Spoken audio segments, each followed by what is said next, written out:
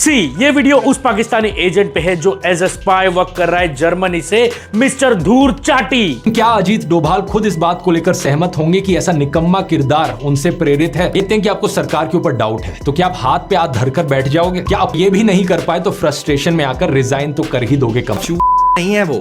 पहले तो तू अपनी रिसर्च टीम और विजेता दहिया को फायर कर, साले गधे गधे मिलके सोचते हैं हम घोड़े बन गए। अब मीडिया में क्या लीक करा दोगे? तो भाई ये किसके हुए? ये किसी के नहीं हुए, ये हुए पैसे के।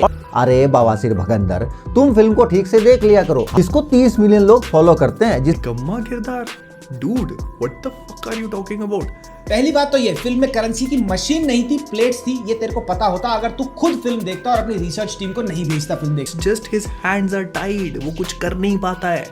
वो तुम्हारी तरह यूट्यूब पे फैक्ट्स मैनिपुलेट करके जनता को चूतिया बनाने का धंधा नहीं करते। मिस्टर अजीत डोभाल ने साल 2012 में एक इंटरव्यू के दौरान ये स्पेसिफिकली बोला था, when in power any political party misuses the government machinery, but Congress has been doing this more frequently than other governments.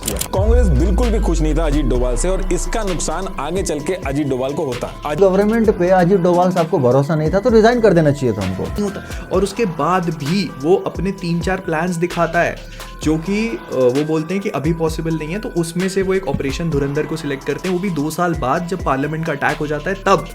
बोलता है कि कोई सरकार आएगी। That scene is related to this instance of frustration that अगर अजीत डोभाल साहब को रत्ती भर भी गवर्नमेंट पे डिसबिलीफ होता तो कोई भी देशभक्त इंसान उनकी जगह होता तो देश को गद्दारों के हाथ में छोड़ के रिजाइन कैसे कर सकता है भाई?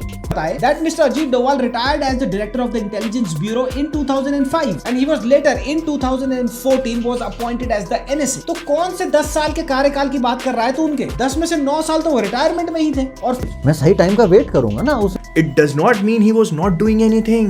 ये अपनी हेट में इतना ज्यादा क्रैश हो जाता है कि एक highly respected and decorated Indian intelligence personal movie में दिखाया है कि उनको अटैक की मल्टीपल अलग अलग जगह से मल्टीपल इंफॉर्मेशंस मिलती हैं जिस पर वो एक्ट नहीं कर पाते।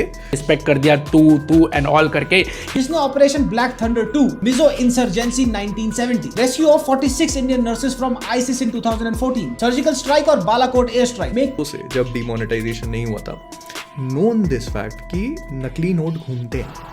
अरे मूर्ख आदमी गोटी लाल भाई साहब, अगर मैं स्पाई भेजूंगा तो क्या मैं बताते फिरूंगा? की और फाउंडेशनल रोल्स प्ले करे हैं और साथ ही में 6 साल ही lived in Pakistan as an Indian spy. साले तेरे ये एजेंडा है, तू मोदी चाटू है एंड ऑल, ये सब बोल दिया ना उसने। नकली नोट है, इसी वजह से सब ऐसे देखते थे नोट को खोल के। उनको ये निकम्मा और मुफ्तखोर बोल रहा है। और ऐसा है कि जब तेरे वीडियोस हमें सिर्फ एक एंगल सोचने पे मजबूर कर सकते हैं, हमारी बुद्धि खराब कर सकती है, तो ये फिल्में तो कुछ भी नहीं है। तो इंटेलिजेंस का ऑफिसर है, चूत नहीं है कि रिजाइन कर दोगे। बंदे को असल में अपना AI मास्टर क्लास 550 में बिकवाना है।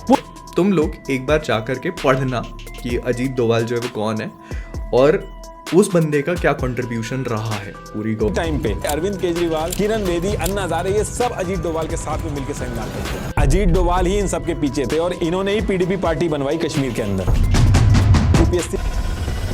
डोभाल जो हैं वो दाऊद इब्राहिम को इसलिए पकड़ना चाहते थे ताकि वो पावर में आ सके।